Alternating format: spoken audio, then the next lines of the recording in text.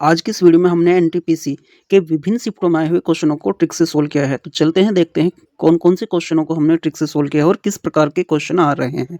तो हमारा जो पहला क्वेश्चन है वो है 0.008 गुना 0.01 गुना 0.072 डिवाइड बाई 0.12 मल्टीप्लाई बाई 0.004।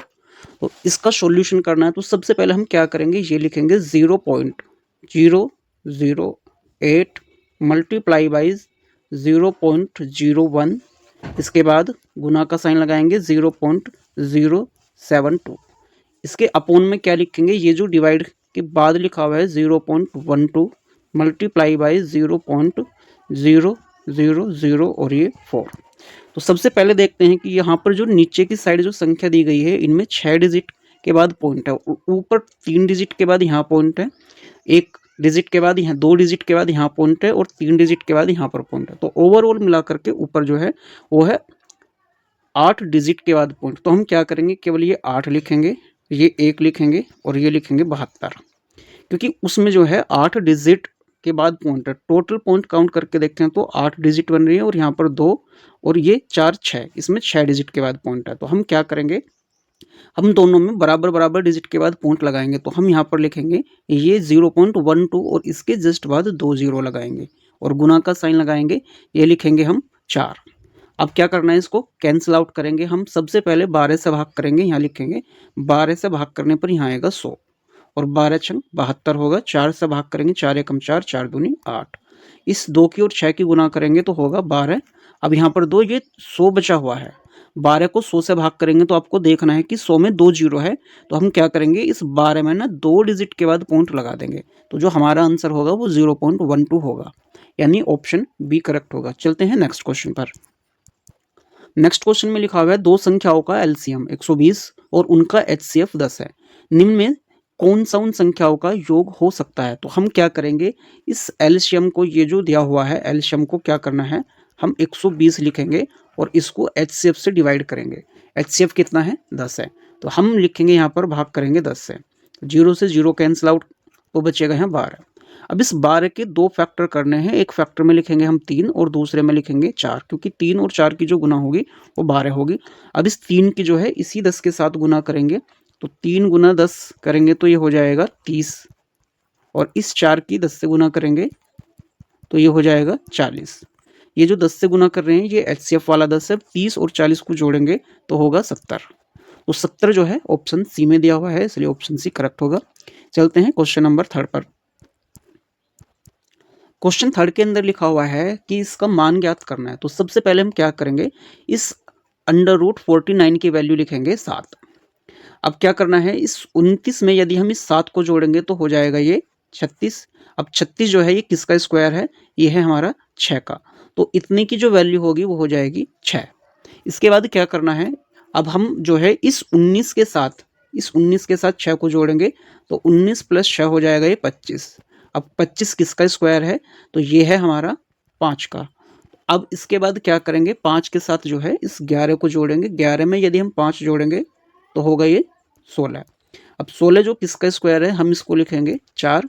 तो हम इसके बाद 4 को जो है क्या करेंगे, इस 5 के साथ ऐड करेंगे तो 4 + 5 जो होगा वो हो जाएगा हमारा 9। अब 9 जो है ये देखना है कि किसका स्क्वायर है, तो ये है 3 का स्क्वायर।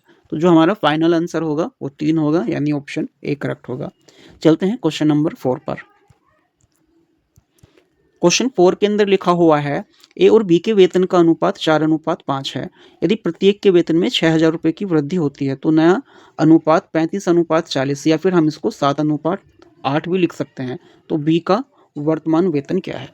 तो सबसे पहले हम क्या लिखेंगे, ये जो दोनों अनुपात हैं 4 और अनुपात ये 5, इसको लिखेंगे। इसके बाद जो दूसरा अनुपात है 7 और ये अनुपात 8, इन दोनों को लिखेंगे। इससे क्रॉस मल्टीप्लाई का डिफरेंस लेंगे। अगर हम इस 7 की 5 से गुना करेंगे तो होगा 7 पंजे 35 माइनस 8 की 4 से गुना करेंगे तो होगा 32। दोनों का जो अंतर होगा वो होगा 3। अब क्या करना है, इस 3 से हम सबसे पहले क्या करेंगे, इस 6,000 को लिखेंगे। अब ये जो लास्ट वाला रेशो है इनका अंतर लेंगे, एक होगा 7 और 8 का अंतर। अब ये जो 3 आया है इस 3 से डिवाइड करेंगे, 3 एकम 3 और 3 दूनी 6, तो यहाँ पर आएगा 2000। अब इस 2000 की गुना हम उसके साथ करेंगे जिसकी आय को ज्ञात करने के लिए, जिसके वेतन को ज्ञात करने के लिए कहा है। सवाल के अंदर कहा है बी का वेतन क्या है, तो बी का जो अनुपात है वो कितना है क्वेश्चन के अंदर, ये दिया हुआ है यहाँ पर 5। तो हम क्या करेंगे, इस 2000 की 5 से गुना करेंगे, 2000 गुना 5, तो 5 दूनी 10।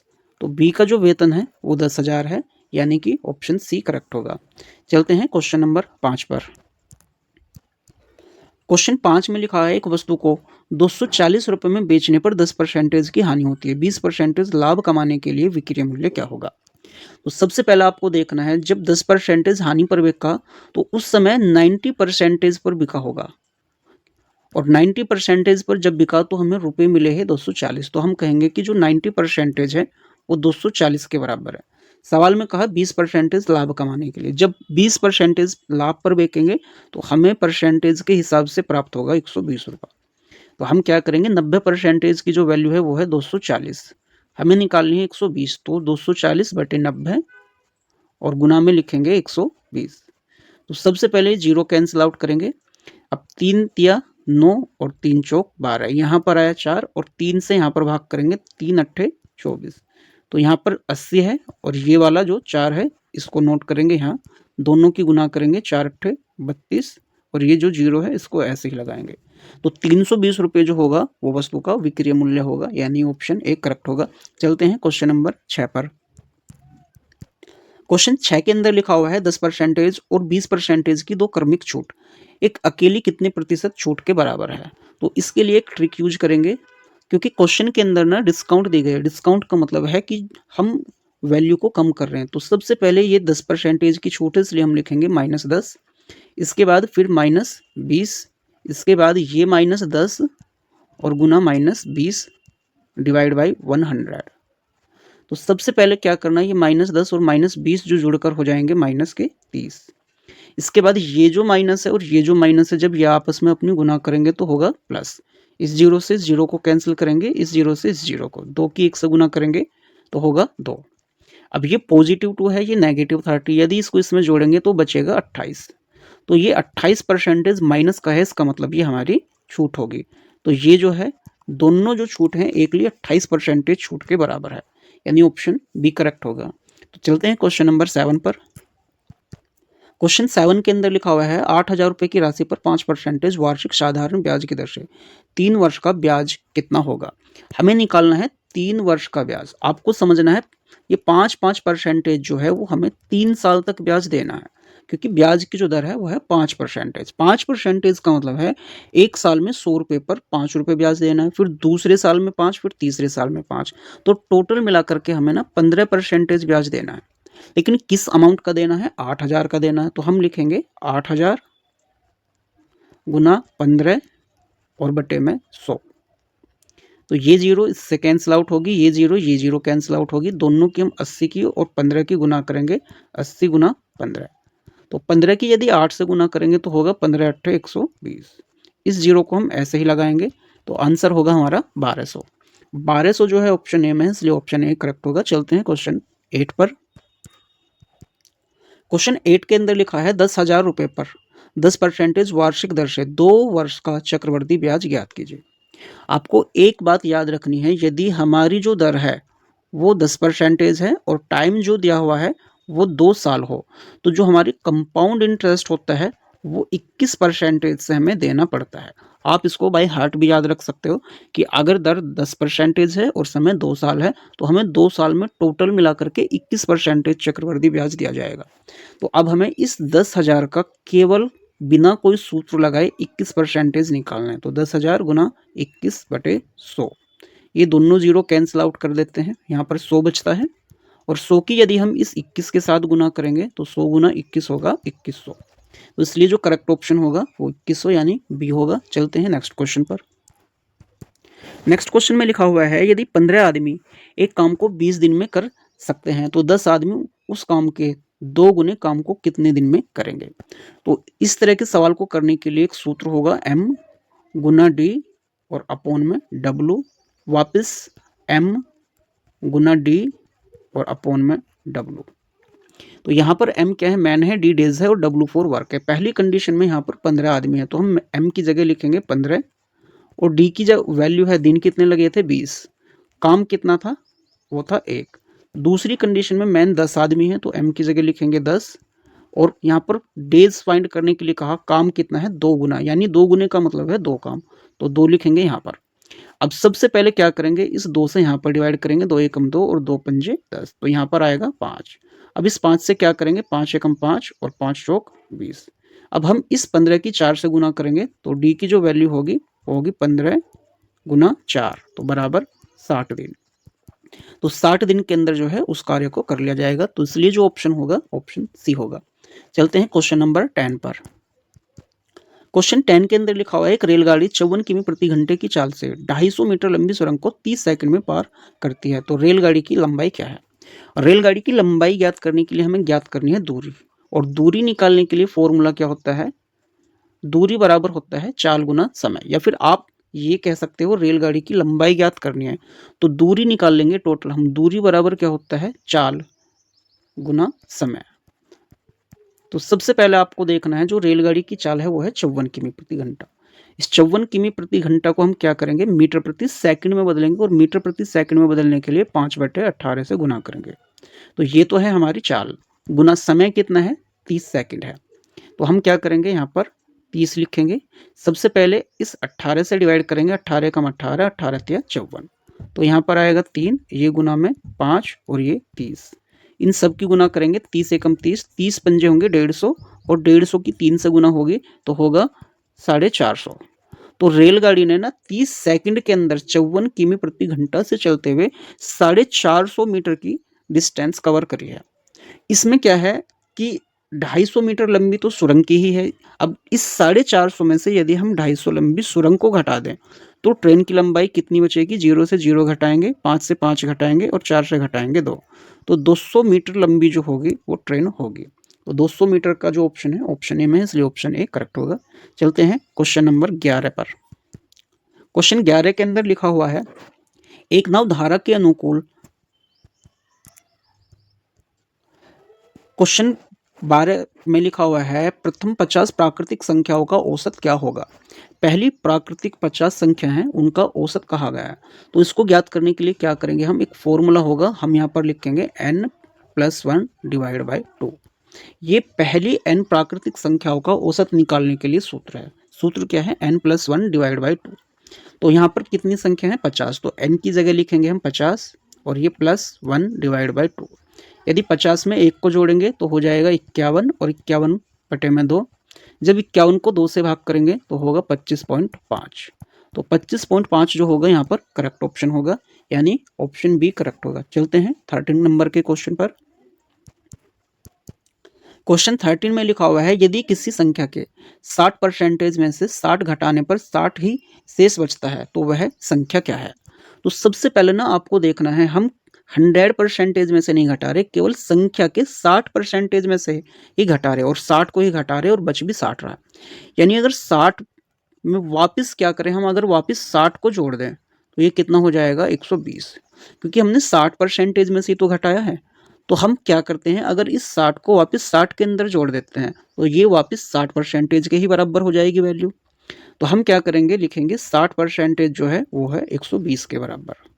तो वो टोटल संख्या क्या होगी, 100 की वैल्यू फाइंड करेंगे हम। तो 100 बराबर 120 बटे में ये वाला 60 और गुना में 100, तो 0 से 0 कैंसिल आउट कर देते हैं और 6 से भाग करेंगे, 6 एकम 6, 6 दूनी 12, तो यहाँ पर आएगा 2 और ये वाला 100 यहाँ पर लिखेंगे, 100 गुना 2 बराबर होगा 200। तो वो जो संख्या थी कितनी थी, वो 200 थी, यानी ऑप्शन डी करेक्ट होगा। चलते हैं नेक्स्ट क्वेश्चन पर। क्वेश्चन 14 में लिखा है, आंकड़ों 2, 4, 6, 8, 10, 12, 14 का माध्य क्या होगा। तो माध्य निकालने के लिए हम क्या करते हैं, संख्याओं का योग लेंगे, या हम लिखेंगे sigma x upon n। Sigma x क्या है, सभी संख्याओं का योग है, तो इन सभी संख्याओं को जोड़ेंगे, 2 और 4 6 और 6 12 और 8 20 और 10 30, 30 और 12 42 और 4 46 और 10 56। तो सभी संख्याओं का जो जोड़ है वो 56 है। ये संख्या कितनी है, इनको काउंट करेंगे, 1 2 3 4 5 6 7, 7 संख्या है तो 7 बटे में लेंगे। अब इस 7 से भाग करेंगे, 7 एकम 7 और 7 अट्ठे 56, तो जो औसत होगा हमारा 8 होगा, यानी ऑप्शन बी करेक्ट होगा। चलते हैं क्वेश्चन नंबर 15 पर। क्वेश्चन 15 के अंदर लिखा हुआ है 15, 25, 10, 30, 25, 15, 25 का बहुलक ज्ञात करना है। तो बहुलक ज्ञात करने के लिए आपको देखना है कि सबसे ज़्यादा रिपीट होने वाली संख्या कौन सी है। तो आप देख सकते हो कि 25 एक जगह यहाँ पर आया है, एक जगह यहाँ पर आया है, एक जगह यहाँ पर आया, यानी 25 जो है वो मोस्ट रिपीटिंग संख्या है, तो इसलिए यहाँ पर जो होगा हमारा बहुलक वो 25 ही होगा। अब ऑप्शन बी करेक्ट होगा। चलते हैं 16 नंबर के क्वेश्चन पर।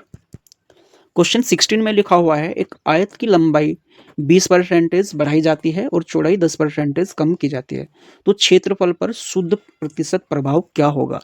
तो इसके लिए क्या है कि एक ट्रिक लिखेंगे हम, x plus y plus x y upon में 100। अगर संख्या में कमी होती है तो माइनस का साइन लगाएंगे और वृद्धि होती है तो प्लस। पहले लिखा है लंबाई 20% बढ़ाई जाती है, तो हम x की जगह लिखेंगे 20। इसके बाद 10% की कमी की जाती है तो -10 करेंगे। इसके बाद क्या लिखेंगे, x की जगह वापस ये 20 और y की जगह वापस ये वाला -10 बटे में ये 100। सबसे पहले क्या करेंगे, इस 20 में से इस 10 को घटाएंगे तो बचेगा यहाँ पर 10। इस जीरो से इस जीरो को कैंसिल करेंगे, इस जीरो से इस जीरो को कैंसिल करेंगे। इस +2 की अगर -1 से गुना होगी तो होगा 2 एकम 2। इस 10 में से 2 को घटाएंगे तो बचेगा 8। तो इसलिए क्षेत्रफल में क्या होगा, 8% की वृद्धि होगी।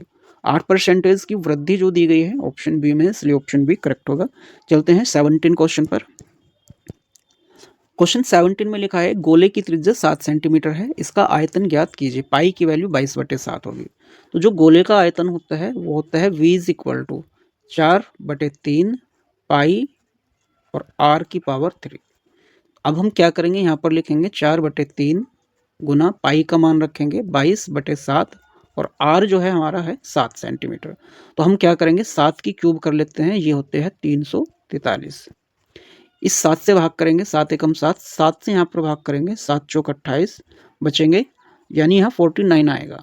इसके बाद क्या करेंगे, हम सभी की गुना कर लेते हैं, इस 4 की 22 की और 49 की, और 3 से भाग करेंगे। तो सबसे पहले ये वाला 4 लिखेंगे, इस 22 की गुना करेंगे 49 से, तो हम लिखेंगे 49 दूनी 98, हासिल होंगे 9, 49 दूनी 98, 98 में 9 जोड़ेंगे तो होगा 107। इसके बाद ये बटे में जो 3 है इसको लिखेंगे हम। अब इस 4 की गुना करेंगे, 4 अट्ठे 32, हासिल 3 होंगे, 4 सत्ते 28 और 3 31, वापस हासिल 3, 4 0 0 और हासिल के 3 जोड़ेंगे 3, 4 एकम 4। इसके बाद भाग करेंगे 3। हम 3 से भाग करेंगे तो 3 एकम 3, 1 बचेगा, हो जाएंगे 13, 3 चौक 12, वापस 1 बचेगा, होंगे 11, 3 तिया 9, 2 बचेंगे 22 हो जाएंगे, तो 3 सत्ते 21, आगे 1 बचेगा तो हम 0.33 लिख सकते हैं। तो 1437.33 यहाँ पर जो होगा हमारा करेक्ट ऑप्शन होगा, यानी ऑप्शन ए करेक्ट होगा। चलते हैं क्वेश्चन नंबर 18 पर। क्वेश्चन 18 के अंदर लिखा हुआ है यदि x + 1/x बराबर 4 है तो x की पावर 3 + 1/x की पावर 3 का मान क्या होगा। तो सबसे पहले आपको देखना है, दिया हुआ है x + 1/x बराबर है 4। आपको ज्ञात करना है x की पावर 3 + 1/x की पावर 3। तो इसको ज्ञात करने के लिए क्या करेंगे, सबसे पहले हम लिखेंगे 4 की पावर 3। अगर यहाँ प्लस का साइन है तो हम क्या करेंगे, माइनस लिखेंगे और इस 3 की जो गुना वापस इसी 4 से गुना करेंगे, तो यहाँ 3 गुना 4, 4 की पावर 3 होगी 64, क्योंकि 4 को 3 बार लिखना है। इसके बाद 4 की 3 से गुना करेंगे तो होगा 12। इस 4 से 2 को घटाएंगे बचेगा 2, और 5 से 1, 6 से 1 को घटाएंगे बचेगा 5। तो 52 जो होगा हमारा वो करेक्ट आंसर होगा। अब 52 जो दिया हुआ है वो ऑप्शन बी में है, इसलिए ऑप्शन बी करेक्ट होगा। चलते हैं नेक्स्ट क्वेश्चन पर। नेक्स्ट क्वेश्चन में लिखा हुआ है कि a + b का होल स्क्वायर जो है -a - b के होल स्क्वायर के बराबर है। ये सरलतम रूप पूछ रहा है। तो a + b के होल स्क्वायर का फॉर्मूला होता है a का स्क्वायर प्लस b का स्क्वायर और प्लस 2ab। इसके बाद क्या करेंगे, हम माइनस का साइन ये जो दिया हुआ है इसको लिखेंगे और a - b के होल स्क्वायर का फॉर्मूला खोलते हैं। तो यहाँ पर क्या होगा, जब ये ब्रैकेट खुलेगी तो सभी जो साइन होंगे वो अपोजिट हो जाएंगे। यहाँ पर होगा -a का स्क्वायर, इसके बाद -b का स्क्वायर और ये होगा प्लस 2ab। क्योंकि ब्रैकेट के बाहर माइनस है इसलिए जो -2ab होगा वो प्लस बन जाएगा। इस a स्क्वायर से इसको कैंसिल करेंगे, इससे इसको कैंसिल आउट करेंगे, ये 2ab और ये 2ab जुड़ करके हो जाएंगे 4ab। 4ab जो होगा हमारा वो करेक्ट ऑप्शन यानी बी होगा। चलते हैं 20 नंबर के क्वेश्चन पर। 20 नंबर के क्वेश्चन में लिखा है sine square 30 plus cos square 30 का मान क्या है। तो आपको एक आइडेंटिटी याद रखनी है। क्वेश्चन के अंदर आपने 10th क्लास में एक आइडेंटिटी पढ़ी होगी, sine square theta plus cos square theta बराबर होता है 1। तो थीटा जो दिया हुआ है यहाँ पर, थीटा की जो जगह यहाँ पर 30 दिया हुआ है, तो इसलिए क्या होगा, यहाँ आंसर हमारा 1 ही होगा। क्योंकि अगर दोनों जगह सेम सेम डिग्री है तो भी आंसर पर कोई इफेक्ट नहीं पड़ेगा। यदि साइन स्क्वायर और थीटा की जगह दोनों जगह सेम सेम संख्या है तो आंसर 1 ही होगा, इसलिए ऑप्शन बी करेक्ट होगा। चलते हैं 21 नंबर पर। क्वेश्चन 21 में लिखा है एक मीनार की छाया उसकी ऊंचाई की √3 गुनी है, सूर्य का उन्नयन कोण ज्ञात करना है। तो सबसे पहले क्या करेंगे, हम ये ऊर्ध्वाधर लाइन खींचेंगे और ये है एक क्षैतिज रेखा। सबसे पहले इसको हम ट्रायंगल को प्रॉपरली बनाएंगे। सवाल के अंदर कहा है मीनार की जो छाया है उसकी √3 गुनी है। यदि मीनार की जो ऊंचाई है x है तो इसकी जो परछाई होगी वो कितनी होगी, ये होगी √3x। अब हम क्या करेंगे, हमारे पास ये लंब है और ये आधार है, तो फॉर्मूला लगाएंगे tan theta is equal to, ये x लिखेंगे, ये है लंब और ये आधार √3x। तो x से x को कैंसिल आउट करेंगे तो tan थीटा जो होगा वो होगा हमारा 1/√3। और ये जो tan वाले कॉलम में 1/√3 है, ये है हमारे tan 30 की वैल्यू। तो अब क्या करेंगे, हम कंपैरिजन करेंगे। अगर tan के इक्वल है तो थीटा बराबर जो होगा वो 30 डिग्री के इक्वल होगा, यानी यहाँ पर जो हमारा एंगल होगा वो 30 डिग्री का होगा, यानी ऑप्शन ए करेक्ट होगा। चलते हैं 22 पर। 22 में लिखा है एक त्रिभुज की भुजाएं 3 सेंटीमीटर, 4 सेंटीमीटर और 5 सेंटीमीटर है, इसका क्षेत्रफल क्या होगा। तो सबसे पहले क्या करते हैं, एक ट्रायंगल बनाएंगे। इस ट्रायंगल की जो साइड है, ये सबसे बड़ी साइड 5 है, ये हम 3 कर लेते हैं और इसको लिखेंगे 4। तो आप देखोगे ये जो साइड्स हैं ये एक समकोण त्रिभुज की जो प्रॉपर्टी होती है उसको पूरा कर रहे हैं। तो ये समकोण त्रिभुज है, तो हम समकोण त्रिभुज का जो क्षेत्रफल होता है वो एरिया बराबर क्या होता है, 1/2 बेस इंटू हाइट। तो बेस गुना हाइट। तो सबसे पहले क्या 1/2 लिखेंगे, बी जो है बेस है 4 और हाइट है हमारी 3। तो इस 2 से भाग करेंगे, 2 एकम 2 और 2 दूनी 4। अब इस 2 की और इस 3 की गुना करेंगे तो होगा 6 मीटर या सेंटीमीटर का स्क्वायर। तो यहाँ पर जो करेक्ट ऑप्शन होगा वो सी होगा। तो चलते हैं 23 नंबर के क्वेश्चन पर। 23 में लिखा हुआ है एक वृत्त की परिधि 44 सेंटीमीटर है, उसका क्षेत्रफल ज्ञात करें। तो वृत्त की जो परिधि है वो कितनी दी हुई है, 2πr बराबर दिया हुआ है हमें 44। इससे क्या है कि हमें r को ज्ञात करना है, तो सबसे पहले ये लिखेंगे 2, पाई की वैल्यू लिखेंगे 22/7 इंटू ये वाला r और बराबर ये 44। तो हम क्या करेंगे, ये 22 दूनी 44, ये पूरा ही दोनों 22 की 2 से गुना करेंगे तो 44 होगा। इस 44 से ये पूरा 44 ही कैंसिल कर देंगे। अब क्या है कि ये जो 7 है क्रॉस मल्टीप्लाई करेगा तो यहाँ पर 7 जो हो जाएगी हमारी त्रिज्या हो जाएगी। तो त्रिज्या जो है हमारी 7 है। सवाल के अंदर कहा है क्षेत्रफल ज्ञात करना है, तो क्षेत्रफल ज्ञात करने के लिए क्या होगा, ए इज इक्वल टू ये पाई इंटू आर स्क्वायर। ये पाई की वैल्यू लिखेंगे 22/7 और आर स्क्वायर मतलब 7 गुना 7 लिखेंगे। इस 7 से इस 7 को कैंसिल आउट करेंगे। अब इस 22 की 7 से गुना करेंगे तो 22 सत्ते होते हैं 154। तो 154 जो होगा हमारा वो करेक्ट ऑप्शन होगा, यानी ऑप्शन ए ही करेक्ट होगा। चलते हैं 24 नंबर पर। क्वेश्चन 24 में लिखा है एक परीक्षा में 70% छात्र अंग्रेजी में और 80% छात्र गणित में पास हुए, 10% दोनों में फेल हुए। यदि 144 छात्र दोनों में पास हुए तो कुल कितने छात्र थे। तो सबसे पहले आपको देखना है ये जो 144 दिया हुआ है ये दोनों पास हैं। तो हम क्या है कि अगर ये पास हैं तो हम पास का परसेंटेज बनाएंगे। तो पास कितने होंगे, तो सबसे पहले यहाँ पर लिखेंगे पास जो विद्यार्थी होंगे वो कितने होंगे, इन सब के टोटल में से 100 को लेस करेंगे। ये 70%, ये 80% और ये 10%, इन सब में से क्या करेंगे 100% को घटाएंगे। ये 70%, 80% और 10% ये ओवरऑल मिलकर के बनते हैं 60%, 160। अब इस 160 से क्या करेंगे 100% को घटाएंगे तो बचेगा 60%। ये हमारे जो पास हैं 60% स्टूडेंट पास हैं। ये जो 60% है इस 144 के बराबर है। हमें ज्ञात करना है कुल छात्र, कुल मतलब 100%। यदि 60% की जो वैल्यू है वो कितनी है 144 के बराबर है, हमें ज्ञात करनी है 100% की वैल्यू, तो लिखेंगे 144 बटे में 60 और गुना में 100। ये 0 से 0 कैंसिल आउट करेंगे, इसके बाद 6 से भाग करेंगे, यहाँ 6 एकम 6 और 24 6 होते हैं 144, तो यहाँ आएगा 24। ये जो 10 बचा हुआ है इसको एज इट उतारेंगे, 24 की 10 से गुना करेंगे तो होगा 240। तो टोटल जो विद्यार्थी थे वो 240 थे, यानी ऑप्शन बी करेक्ट होगा। चलते हैं 25 पर। 25 में लिखा है पी और क्यू की वर्तमान आयु का अनुपात 3:4 है। 10 वर्ष पूर्व यह अनुपात 4:7 था। पी की वर्तमान आयु क्या है? तो सबसे पहले हम इन रेशो को लिखेंगे 3:4। इसके बाद जो दूसरा रेशो है 4:7, इनकी क्रॉस मल्टीप्लाई का डिफरेंस करेंगे, 7 या 21 होगा और 4 की 4 से गुना करेंगे, 4 चौक 16। यदि 21 से 16 को घटाएंगे तो होगा 5। अब क्या करना है, ये जो लास्ट का रेशो दिया हुआ है हम इस लास्ट के रेशो का अंतर लेंगे। 4 और 3 का अंतर होगा, 4 और 7 का अंतर होगा 3।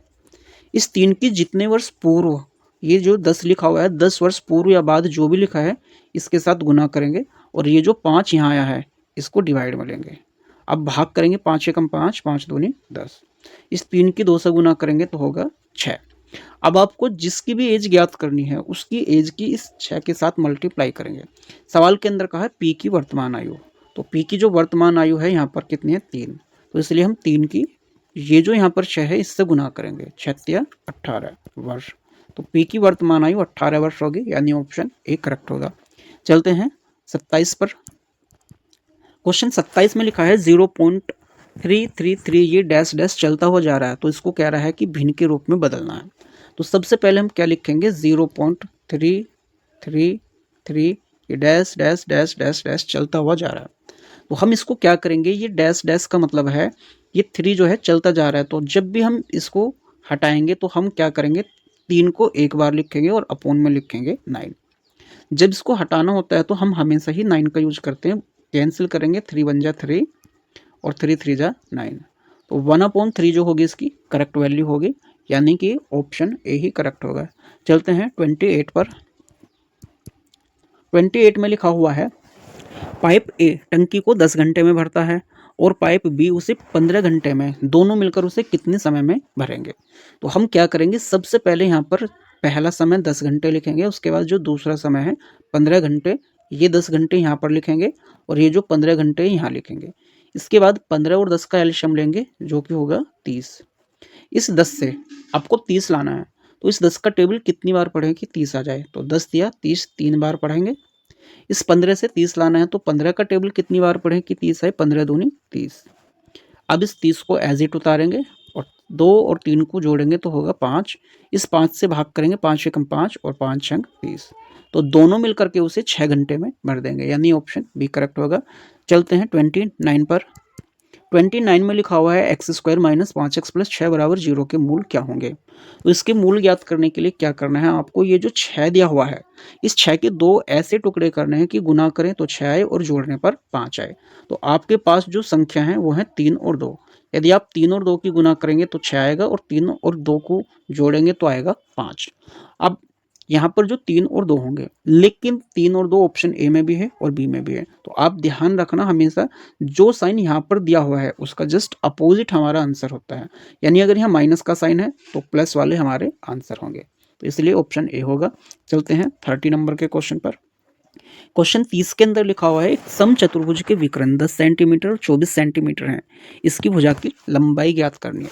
अगर हमें समांतर चतुर्भुज या समचतुर्भुज की भुजा ज्ञात करनी हो तो हम क्या करेंगे, हमारे पास साइड ज्ञात करने के लिए एक फॉर्मूला है, आप इसको यूज कर सकते हो। सबसे पहले लिखेंगे एस साइड बराबर √ लगाएंगे और यहाँ पर लिखना है d1/2 का होल स्क्वायर और माइनस d2/2 का होल स्क्वायर। जो बड़ी संख्या है आप उसे d1 मान सकते हो। तो सबसे पहले है 24 जो दिया है, 24 का हाफ करेंगे तो होगा 12, तो लिखेंगे, सॉरी यहाँ पर प्लस का साइन लगाएंगे, तो 24 का हाफ होगा 12, 12 का स्क्वायर करेंगे। इसके बाद इस 10 का हाफ करेंगे, 5 होगा, 5 का स्क्वायर, 12 का स्क्वायर होगा 144 और 5 का स्क्वायर होगा 25। दोनों का टोटल होगा 169 और 169 की जो वैल्यू होगी वो होगी 13। तो 13 सेंटीमीटर जो होगी हमारे समचतुर्भुज की भुजा होगी, यानी ऑप्शन ए करेक्ट होगा। उम्मीद करता हूँ कि ये वीडियो आपको पसंद आई होगी। तो ऐसे ही वीडियो पाने के लिए और उनका शॉर्ट ट्रिक से सॉल्यूशन पाने के लिए हमारे चैनल को सब्सक्राइब करें और बेल आइकन प्रेस करें, ताकि आने वाली वीडियो का नोटिफिकेशन आपको मिलता रहे। और कमेंट सेक्शन में बताएं कि जो हमारे क्वेश्चन हैं वो आपको कैसे लगे।